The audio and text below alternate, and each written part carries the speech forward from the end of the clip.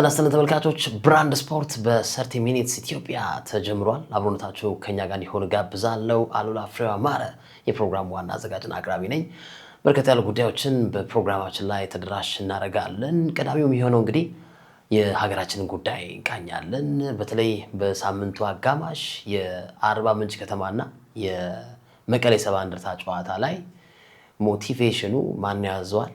እንግዲህ አነቃቂ መልእክቱን ለአርባ ምንጭ ለትውልድ ሀገሩ ልኮ ነበር እና ስለ እግር ኳስ ምንም አይነት ኢንፎርሜሽን የሌለው ግለሰብ፣ እግር ኳስ ጠል የሆነ ግለሰብ፣ ሜሲ ከአርጀንቲና ጋር ዋንጫ በላ ብሎ ቪዲዮ የሚሰራ ቅሪላም ብሎ እግር ኳስ የሚያጣጥል ግለሰብ አርባ ምንጭ ከመቀሌ ሰባ እንደርታ ሲጫወቱ ፕሪሚየር ሊጉ ሞቲቬተር ሆኖ ቀርቧል። እንግዲህ እና በውጤቱ እንደተመለከታችሁት ክቡራን ተመልካቾች መቀሌ በፕሪሚየር ሊጉ የ11 ሳምንታት ጉዞ የመጀመሪያ ድሉን ያሳካው በአርባ ምንጭ ላይ ነው። ያው አጋጣሚ ነገሩ ከማን ያዘዋል ጋር አታች ሆነ እና የሱም አነቃቂ መልእክት እንግዲህ ሳይሰራ እንግዲህ ፉርሽ ሆኗል። እና በቅርብ ዓመታት በሀገራችን የምንመለከታቸው ጉዳዮች በተለይ የአዲስ አበባ እግር ኳስ ፌዴሬሽን ላይ አርቲስት ነው ምክትል ፕሬዝዳንት፣ የፌዴሬሽኑ ምክትል ፕሬዝዳንት ማስተዋል ናት። አቃቤ ነዋያ እንዲሁ ከአርቲስት ሀረጋዊያን ጋር ሚኒያዝ እና እንግዲህ ማን ያዘዋል ደግሞ አሁን ደግሞ አነቃቂ መልእክት ልክ ያለው ብለህ ደግሞ ወደ ፌዴሬሽን እንዳትመጣ እባክህ፣ እዛው ባለህበት አነቃቂ መልእክትን ለሚከተሉ እግር ኳስ ጠልነ ሲጀመር እኮ የአንድ እግር ኳስ ክለብ እኮ የራሱ የሆነ የሳይኮሎጂ ቲም አለው። ተጋጣሚን ኦፖነንት ቲምን አጥንቶ ደካማ ጎናቸው ይሄ ነው ሞቲቬት የሚያደርግበት መንገድ ይለያያል። እና እግር ኳስ ጠል የሆነ ቅሪላ እያለ እግር ኳስን ዝቅ የሚያደርግ አንተ ግን ቁርስ በልተሃል እንዴ ሜሲ ዋንጫ በላ እያለ እግር ኳስን በጣም አጸያፊ ቃል የሚናገር ግለሰብ አርባ ምንጭ ከተማን እንግዲህ አነቃቅቶ በሳምንቱ አጋማሽ እንግዲህ የተመለከትነው ውጤት ተመልክቷል። እና ደረሃን ማን ያዘዋል? ያው አነቃቃ የሚከተሉን ጥሩ ነው፣ ግን እግር ኳሱ ላይ ደግሞ ተው እባክህ በእነ ማስተዋል ይበቃናል። ያው እግር ኳሱን የሚመራው እግር ኳስን ተጫውቶ ያሳለፈ ከእግር ኳስ ጋር ታችድ የሆነ ሰው እንዲሆን በዚሁ መልእክቴን አስተላልፋለሁ። ሌላው በሳምንቱ በጣም መነጋገሪያ ርዕስ የሆነ ጉዳይ የፋሲል ከነማና የነገሌ አርሲ ጨዋታ ላይ በ10ኛው ሳምንት የተደረገው ጨዋታ ምንም እንኳን ቀናትን ቢያስቆጥርም የፕሪሚየር ሊግ እንግዲህ አክሲዮን ማህበሩ በኦቢኤን ጨዋታዎችን በቀጥታ ያስተላልፋል። እዛ ጨዋታዎች ላይ እንግዲህ የተለያዩ ተንታኞች፣ አሰልጣኞች ከፒሳይድ ፕሬዘንተሩ ጋር መሆን መረጃን ተደራሽ ያደርጋሉ ይታወቃል። ግን በጣም ያስገረመኝ ነገር ምንድነው? ፋሲል ቀይ ካርድ ወጣበት፣ ምኞት ደበበ ወጣበት በቀይ ካርድ። ኦኬ አያሰጥም ቀይ ካርዱ እሺ። ከዛ ምንድነው የሚገርመው ነገር ዓለም ላይ እንግዲህ ኢትዮጵያ ፕሪሚየር ሊግ በጣም ብዙ አስቂ ነገሮች አሉት እና የዕለቱ ዋና ዳኛ ኢንተርናሽናል ዋና ዳኛ ሄኖክ አበበ ለምኞት ደበበ የሰጡት ቀይ ካርድ ልክ አይደለም አለ። ማን ያለው? ራሱ የዳኞች ኮሚቴ የኢትዮጵያ እግር ኳስ ፌዴሬሽን ያዋቀረው የኢትዮጵያ ዳኞች ኮሚቴ ማህበር ፕሬዝዳንቱ አቶ ሸዋንግዛው በቀጥታ በኦቢኤን ለምኞት ደበበ የሰጠነው ቀይ ካርድ ይቅርታ አያሰጥም አሉ። ግንስ ተጫዋቹ 5000 ብርና 3000 ብርና ቀይ ካርዱ ጸንቶበት 4 ጨዋታ ተቀጥቷል። እና እዚህ ጋር ዳኛ ኮሚቴ ይቅርታ ይጠይቃል።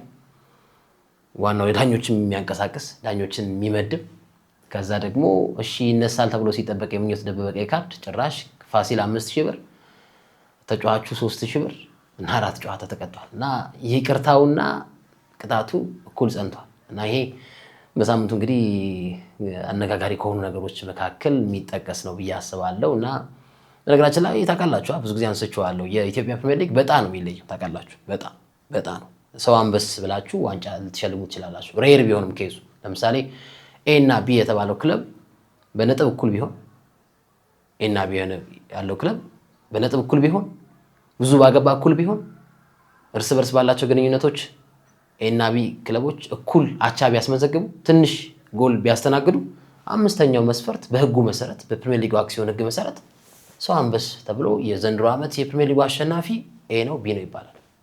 እንግዲህ ደጋግመን ነግረናቸዋል። ቢያንስ ፕሌይ ኦፍ ጨዋታ የሆነ ሜዳ ላይ ይደረግ ብለን ተናግረናል። ግን ተግባራዊ ያልሆንም ይሄ ኢንሲደንት ሊያጋጥም ይችላል አይታወቅም። ሬር ነው በጣም። በአራት መመዘኛዎች ክራይቴሪያዎች ሁለት ክለቦች እኩል ሊሆኑ አይችልም። በነጥብ ብዙ ባገባ ትንሽ በገባበት እርስ በርስ ባላቸው ግንኙነት በአራቱም እኩል ላይሆን ይችላል። ግን ቢሆንስ ኢፍ ከዛ በጣም ዘውድና ጎፈር ብለህ የዘንድሮ ዓመት አሸናፊ ከሌ ነው ትላለህ እና የሀገራችን እግር ኳስ ትንሽ ልክ አይደለም። አትሌቶቻችን ላይም ይጎራ እያለ ነው ይሄ መንፈስ።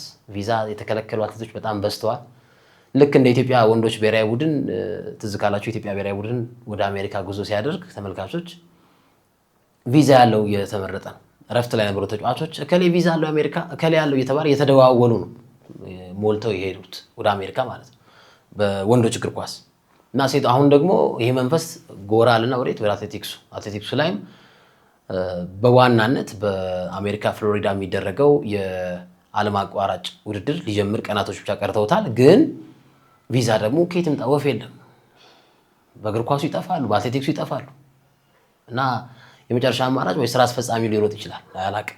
ቪዛ ከጠፋ ስራ አስፈጻሚዎቹ ሊሮጥ ይችላሉ። ግን መልካሙ ዜና የዋና ውድድራችን ላይ 10 ኪሎ ሜትር በወንዶችም በሴቶችም የተመረጡ አትሌቶች ቪዛ አግኝተዋል።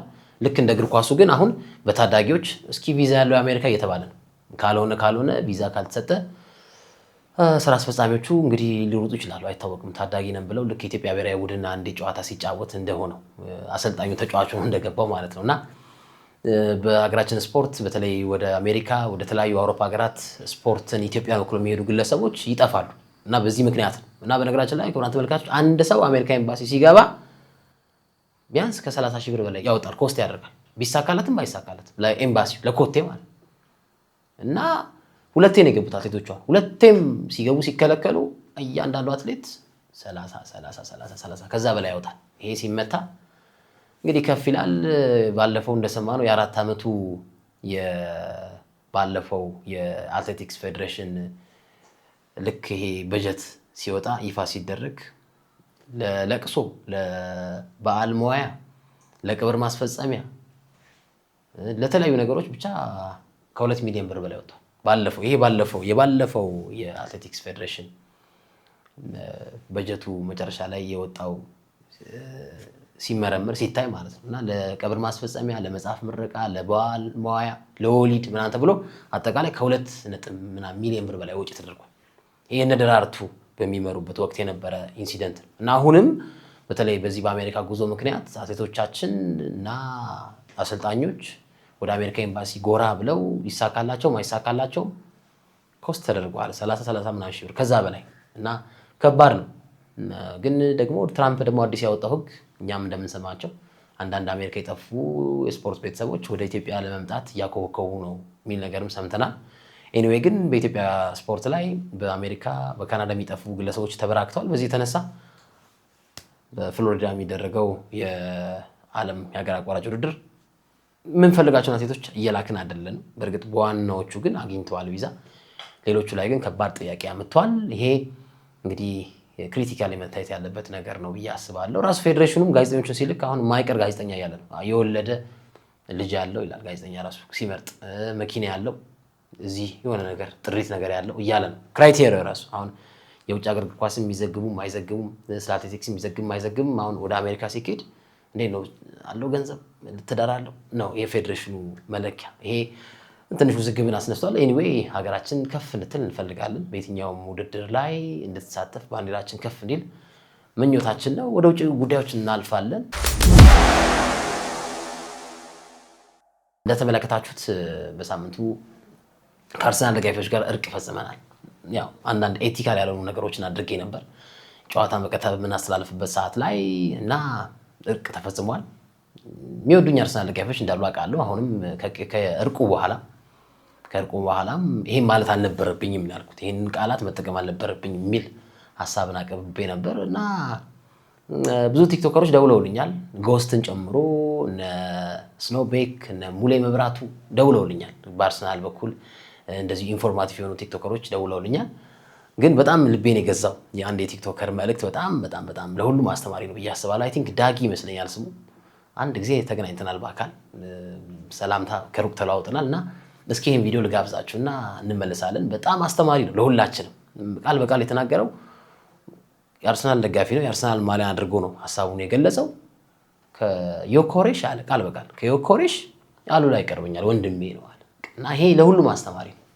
ከሴስኮ ሰምባዲ አርሰናል ደጋፊ ወንድሜ ነው ለኔ በሴም ቲንግ ማለት ነውና ይሄን ቪዲዮ ልጋብዛችሁ። ዳጊ እንዴት ነህ? ሰላም ነው? ሰላም። ያው ድጋሚ ስለተገናኘን ደስ ብሎኛል። እኔም ደስ ብሎኛል። እንግዲህ ያው የአርሰናል ደጋፊ ስለሆንክ ሰሞኑን እየተወራ ባለው ነገር እየተካሄደ ባለው ነገር አንዳንድ ጥያቄ እጠይቅ ነው። ያው አንድ ሰሞኑን እንኳን አልጠራውም። እሺ እጠራዋለሁ። ጓደኛዬም ወንድሜም ነው። አሉላ እንግዲህ ስልኩን ተቀምጧልና ቲክታክ ላይ የኔ ጓደኞች ሙድ እያያዙ ነው እኛ አርሰናል ደጋፊዎች ነን እና ለዚህ አንተ ምን መልእክት አለ? ባይዘው ስልኩን የወሰዱበት ማሊያ ሊለብሱ ይችላሉ እንጂ አርሰናልን የሚወክሉ ሰዎች አይደሉ። አርሰናል ደጋፊዎች ስርዓት ያላቸው ናቸው። ፕላስ ኳስ መዝናኛ ነው እንጂ እንደዚህ መበሻሸቁ ምናምን ኖርማል፣ ግን ላፊ እንደ ሃይማኖት ማክበር አስፈላጊ አይደለም። እነሱ ተቀዶ ማያልቅ ዶላር እየተከፈላቸው ነው የሚጫወቱት። እኛ እዚህ ጋር ወንድማማቾች ነን። ያ ነጫጭባ ዋንጫ በላ አልበላ የኛ ህይወት ላይ የሚጨምረው የሚቀንሰው ነገር የለም። ኳስ መዝናኛ ነው። 90 ደቂቃ ተዝናኑ፣ ተጫወቱ፣ ከዛ በኋላ ህይወታችሁን ኑሩ ነው መልእክቴ ነው። ተመልሰናል። ክብራትና ክብራን እንግዲህ እንደተመለከታችሁት ቀደም ሲል ዳጊ በጣም አንጀት አረስ ነገር ነው የተላከው በአንድ ሜዳ ላይ ከኔ ስልክ መጥፋት በኋላ የነበረው ኢንተርቪው የአርሰናል ደጋፊዎች በሚል በጅምላ ተወራ እንጂ እኔ የአርሰናል ደጋፊዎች ወሰዱብኝ አላልኩም። የአርሰናል ማሊያ ያደረገ ሰው ስልኬነት ወሰደብኝ በዛ ግርግር ውስጥ የሚል ሐሳብ ነው ያቀረብኩትና ያንን ተመልክቶ ነው በጣም በቃ ውሃ የሚያነሳ ሚዛን የሚደፋ መልእክቱን ነው የተናገረው።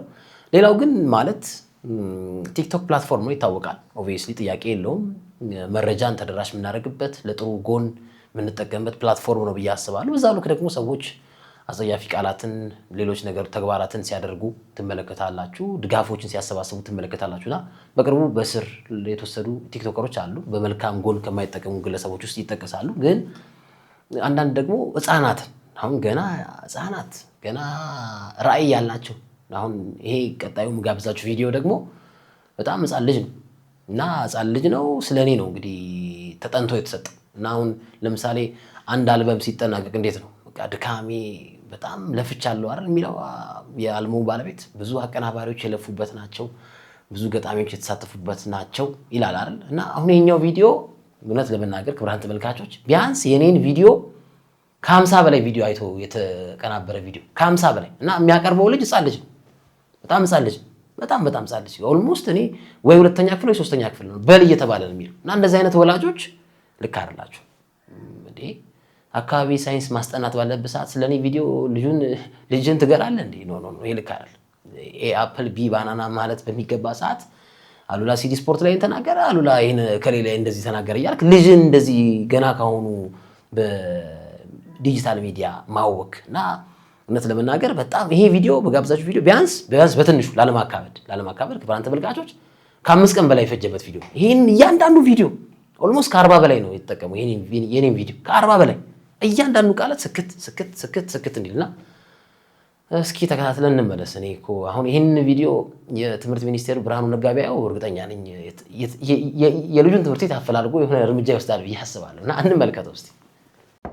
ማን ነው? እኔ አንተ ማን ነህ? አሉላ ፍሬው ነኝ። ይገርታ አላወኩም። በምንድን ነው የምትታወቀው? በስግጥና አወኩ። ማጥላይፈሲ ምን ፈለግ? ሰልፊ ስቲክ እና ዋይፋይ። ሰልፊና ዋይፋይ ምን ያደርግልሃል? ምን ለመሆን ነው? ቲክቶከር። እግር ኳስን ብናቆም ይሻላል። ለምን? ምን ጥቅም አገኛለሁ? ልክ ምንም ጥቅም የለውም። ህዝቡ በጣም ደስ ይለዋል። ምንም ጥያቄ የለውም። ወደ ነክሽ ገባሽ ከአማላስራሽ ምን ማለት ነው? ፎሎ ግን ስልክ እስኪ ታመጣለህ? ጠፍቷል አላልክም? አዎ ጠፍቷል። ሶማሌ ተራ እያፈላለግነው ነው። ሶማሌ ተራ ከየት ነው የጠፋብክ? መገናኛ። ታዲያ የመኪና ዕቃ መሰለክ ሶማሌ ተራ የምፈልገው ግማሽ ነው የጠፋብክ። ነገ ያምካል አይደል? ይሄ ግልጽ ነው፣ እውነታ ነው። ታዲያ ለምን አትታየው? አማኑኤል ሆስፒታል ሄጄ ነበር። ታዲያ እንዴት ነው ተስፋ አለክ? I don't think so። አይዞክ እና ዘንድሮ አርሴ ዋንጫ የሚበላ ይመስልካል? 100 አርሰናል ዋንጫ ያነሳል። ከዚህ በፊት አይበላም ስትል ነበር። አርሰናል ዋንጫ አይበላም አላልኩም። ኧረ ውሸት! እኔ ራሴ ቪዲዮ ነቻለሁ። የኤአይ ቅንብር ነው። ኧረ ውሸት! በእውነት ይሁንልክ። ግን አሁን ማንቸስተር ደጋፊ ነህ? ማንቸስተር ዩናይትድ ደጋፊ ነኝ። እንደዛ ከሆነ እንካባው ጁስ ምን ይሰራልኛል? ያጓራከን ያረጋጋልካል። ለአይምሮ እድገትም ጥሩ ነው። እንካ። አመሰግናለሁ። ተመልሰናል። እንግዲህ ክብራትና ክብራን ተመልካቾቻችን ብራንድ ስፖርትን በ30 ሚኒትስ ኢትዮጵያ የተከታተላችሁ ትገኛላችሁ። ቀደም ሲል የጋበዝኳችሁ ቪዲዮ እንግዲህ ምን ያህል የ7 ዓመት የ8 ዓመት ልጅ ገና ወደ ቲክቶክ ዓለም ውስጥ እየቀላቀሉ ነው። አትሊስት ማለት የሆነ አስተማሪ ነገር ቢሆን ኦኬ፣ ለማስታወቂያ ቢሆን እሺ፣ ግን በል እያላችሁ ይሄ ልክ አይደል። አሁን ብዙ ሜሞች ይሰሩብኛል አውቃለሁ፣ ብዙ ትችቶች ይደርሱብኛል አውቃለሁ፣ ግን በትልልቅ ሰዎች ሲሆን ያን ያህል ማተር አያደርግም። በቃ ስራ ፈት ነው ብዬ አስባለሁ። እና አሁን ይሄ ቪዲዮ ምን ያህል የዋይፋይ ራውተርን እንደተጠቀመ ምን ያህል ቀናት እንደተጠቀመ ማለት በጣም ከባድ ነው። ኤኒዌይ እንደዚህ አይነት ትውልድን ማፍራት የለብንም ብዬ አስባለሁ። እና አትሊስት ቲክቶክን መጠቀም ያለባቸው ግለሰቦች የእድሜ እርከን ቢወጣላቸው። አሁን መጥፎ የሆነ ቪዲዮዎች ይመጣሉ። አሁን ፊልምን ስንመለከት +21 +80 ምናምን ይላል ራሱ ሪኮመንድ ያደርጋል። እና ቲክቶክ ግን እንደዚህ አይነት ነገር የለውም። ዝም ብሎ ስክሮል እያደረክ ብሄድ ቁጥር ብዙ ነገሮች ይመጡልሃል። እና ይሄ በህፃናት ልጆች ላይ የተመለከትኩት መጥፎ ጎን ነው ብዬ አስባለሁ። በዚሁ ወደ አርሰናል ጉዳይ እናልፍና ሀሳቦች እናነሳለን። የሳምንቱ ተጠባቂ ጨዋታ በኤምሬትስ አርሰናልን ከአስቶን ቪላ የሚያገናኙ መርሃ ግብር በጣም ተጠባቂ ጨዋታ እንደሚሆን ይሰማኛል። ለኔ የዓመቱ ምርጥ ጨዋታ ነው ብዬ አስባለሁ። አርሰናልን ከአስቶን ቪላ የሚያገናኘው ጨዋታ በተለይ አርሰናል ደጋፊዎች፣ በነገራችን ላይ ክሪስማስ ላይ አርሰናል ለአምስተኛ ጊዜ ነው የሊጉ አናት ላይ መቀመጥ ይቻላል። ክሪስማስ ላይ እና ክሪስማስ ላይ አናት ላይ ሆነው ከተቀመጡ ፕሪሚየር ሊጉ ከ1992 በኋላ አሜንድ ተደርገው ፕሪሚየር ሊግ ከተባለ በኋላ ክሪስማስ ላይ የተቀመጡ ክለቦች ቢያንስ 52 ገደማ % የሚሆኑ ክለቦች ዋንጫ አሳክቷል። አርሰናል ዘንድሮስ 17 የሚደርሱ ክለቦች የዋንጫ ባለቤት ሆነዋል። አርሰናል ዘንድሮ ይህንን ዋንጫ ያሳካ ይሆን? አብረን እናየዋለን። እና የአርሰናል ደጋፊዎችም ከሊቨርፑል ደጋፊዎች አንድ የተዋሱት ግጥምጥሞሽ አለ። ሊቨርፑል በኤርገን ክሎፕ አማካኝነት የፕሪሚየር ሊጉን ዋንጫ ሲያነሳ በአምስተኛው የክሪስማስ ፈርስት ራንኪንግ ነው ዋንጫ ያነሳው። አምስተኛ ጊዜ የክሪስማስ ወቅት የፕሪሚየር ሊጉ አናት ላይ ሲቀመጥ ነው ዋንጫውን ያሳካው። በአንደኛው አጋጣሚ አላሳካም፣ በሁለተኛው አጋጣሚ ዋንጫ አላገኝም፣ በሶስተኛው አጋጣሚ ሊቨርፑል ዋንጫ አላገኝም፣ ክሪስማስ ላይ የበላይ ሆኖ በአራተኛውም አጋጣሚ ሁለተኛ ነው የወጣው።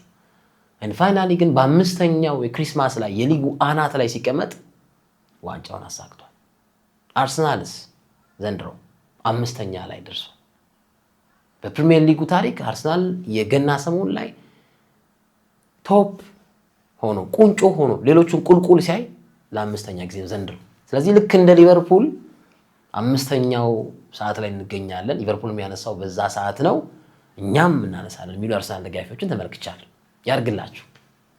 ያርግላችሁ የምለው ግን የሳምንቱ ተጠባቂ ጨዋታ ይሄ ነው። አስቶን ቪላ ከአርሰናል ኤምሬትስ ላይ እዚህ ስቴዲየም ላይ 22-23 ላይ አርሰናል በጋብሪኤል ጄሱስ እና በማርቲኔሊ ጎል 2 ጎል አስቆጥሮ አሸንፏል 2-0 አስቶን ቪላ። ግን ያለፉት ዓመታት አርሰናል ዋንጫ ከነጠቁባቸው ክለቦች ዋንጫ ካጡባቸው ጨዋታዎች ውስጥ የአስቶን ቪላ ይጠቀሳል። ባለፈው ዓመት አርሰናል አንዱን አሸንፏል፣ አንዱን አቻ ወጥቷል። ካቻምና ሁለቱም ተሸንፏል።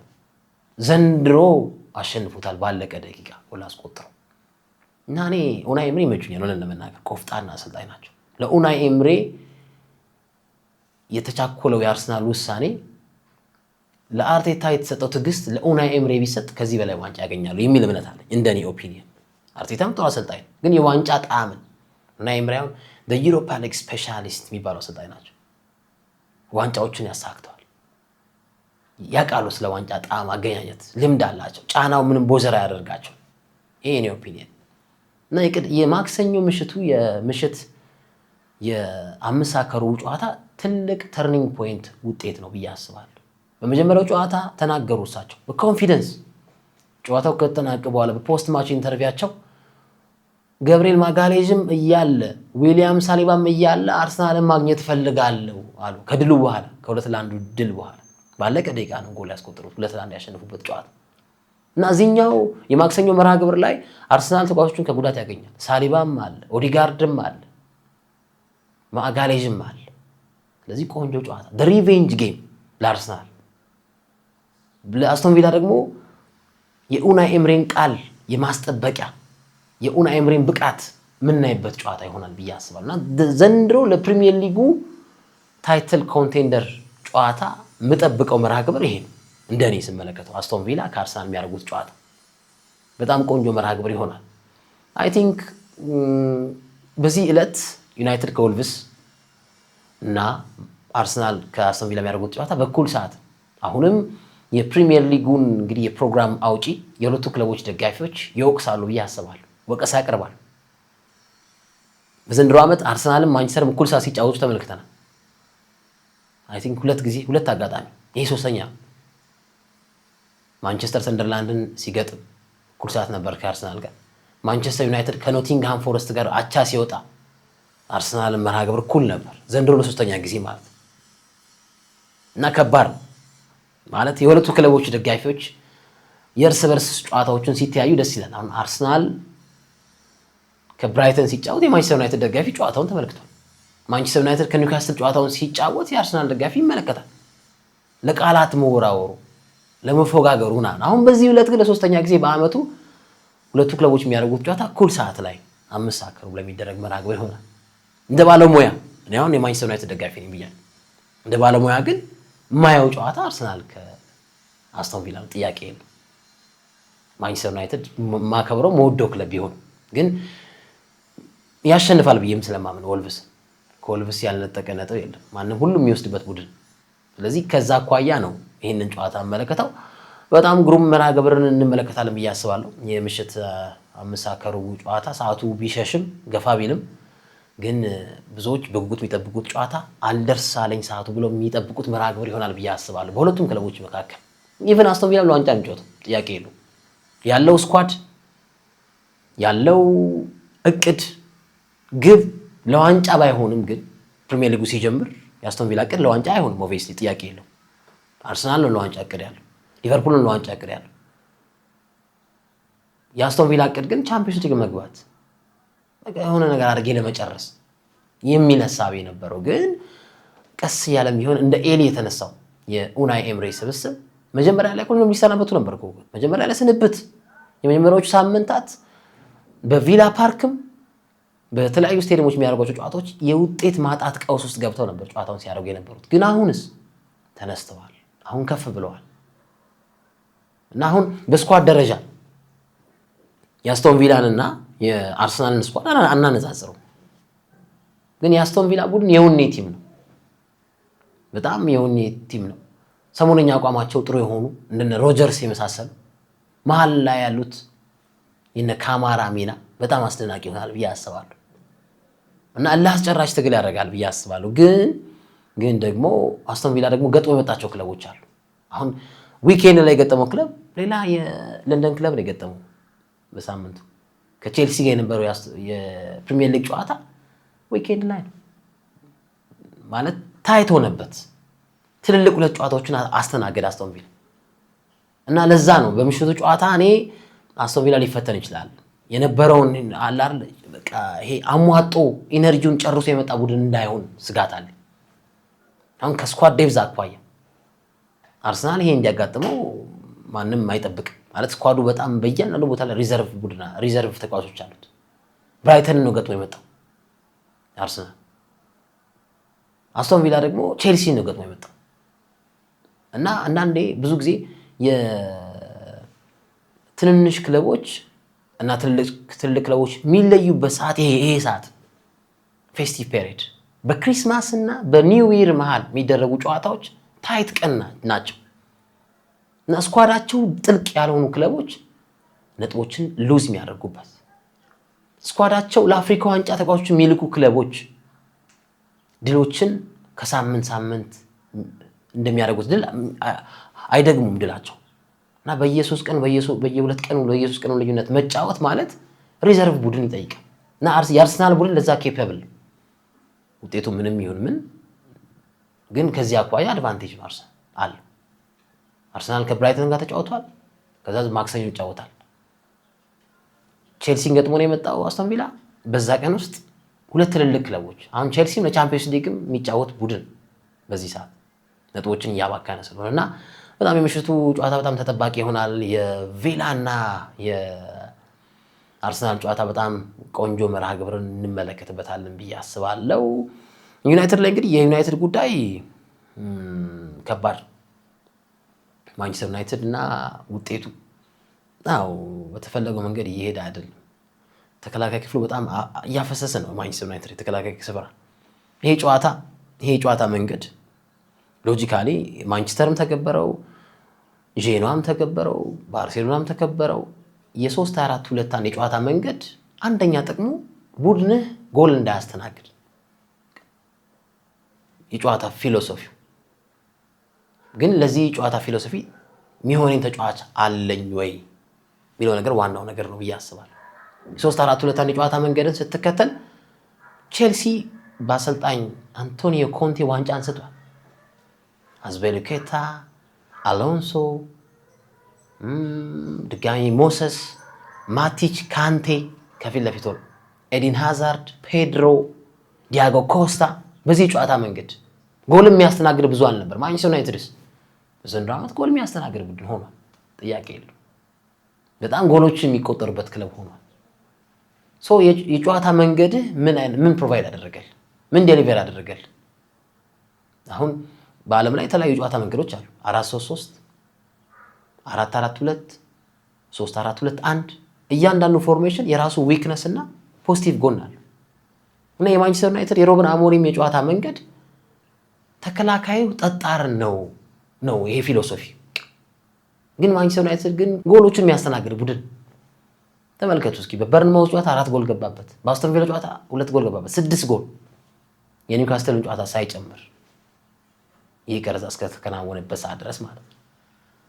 ከዛ አኳያ የማንቸስተር ዩናይትድም ጉዳይ ከባድ ነው። በእንቅርት ላይ ጆሮ ደግፍ ደግሞ የነ ኤምቤሞ ጉዞ የነ አማድ ጉዞ እንዳለ ሆኖ ሌላ ህመም ደግሞ ሌላ ሄዴክ ደግሞ ምንድነው ብሩኖ ፈርናንዴዝ ደግሞ ተጎዳ በዚህ ሰዓት እና እሱን ለመተካት የተለያዩ አማራጮችን እየተጠቀሙ ይገኛሉ። በአስቶን ቪላው መርሃ ግብር ላይ እንደተመለከትነው የሊሳንድሮ ማርቲኔዝን የሚድፊልድ ብቃት ተመልክተናል። ባይዘው ተመልካቾች ሊሳንድሮ ማርቲኔዝ በአያክስ አምስተርዳም በነበረበት ጊዜ እዚህ ቦታ ላይ ተጫውቶ ያውቃል እና በአማካኝ ይላል ቁጥሮች በ22 ጨዋታዎች ሲጫወት ያው የኤርዲቪዜ ሊግ እና የእንግሊዝ ሊግ አንድ ማድረግ አይቻልም። ግን በአያክስ በነበረበት ሰዓት ሊሳ በ22 መርሃ ግብሮች ቢያንስ በ90 ደቂቃ 66 ኳስን የሚያቀብል ተጫዋች ነበር። ፓሱ ወደ ፋይናል ሰርድ የሚልካቸው ኳሶች በጣም ጥሩ ነበሩ። በዚህ በብሩኖ ፈርናንዴዝ የሚጫወትበት ቦታ ላይ the first option እሱ ቢሆን አይከፋኝም። ምን ያው ካለው ወቅታዊ ሁኔታ አንፃር ኮቢ ማይኖ ከአሰልጣኙ ጋር ተደባብሯል። ማኑኤል ኡጋርቴ ተጫዋች አይደለም። ኡጋርቴ ተጫዋች አይደለም። ከኳስ ጋርም ጥሩ አይደለም፣ ከኳስ ውጪም ጥሩ አይደለም። ማውንትን ወደ ኋላ ከሚመልሰው ሊሳንድሮ ማርቲኔዝ እዚህ ቦታ ላይ ፊት ቢያደርግ ጥሩ ነው ብዬ አስባለሁ። በእርግጥ የኤሲኤል ጉዳት አጋጥሞታል። ብዙ ብቃቱን ላንጠብቅ እንችላለን። አሁን ሮድሪ በማንቸስተር ሲቲ ቢመለስ ወደ ቀድሞ ብቃቱ እስኪመለስ ድረስ it takes time ከጉዳቱ አገግሟል። ግን አንዳንድ የጉልበት ጅማት ጉዳቶች ወደ ነባር አቋማችን እንድንመለስ ጊዜ ይፈልጋሉ እና አሁን በሀገራችን ምሳሌ መስጠት ይቻላል። መሐመድ ኑር ናስር ኢትዮጵያ ቡና ድሬዳዋ ከተማ ሲጫወቱ ጎል አስቆጠረ። ስሜቱን ታዩታላችሁ። ባልደረባችን መኳንንት በሬ እየጠየቀው እንባ ነው ያወጣው። ጉዳቱ ምንድን ነበር? ኤሲኤል ነበር። 3 ዓመት ከጉዳት ጋር ስታገል ነበር። ግን ፈጣሪውን ያመሰግን እና it takes time ከ3 ዓመት በኋላ ጎል አስቆጠረ። ድሬዳዋ አሸነፈ ኢትዮጵያ ቡና እና ስትራግሉ በጣም ከባድ እና ሊሳንድሮ ማርቲኔዝም ተመሳሳይ የጉልበት ጉዳት አጋጥሞ ነው የመጣው።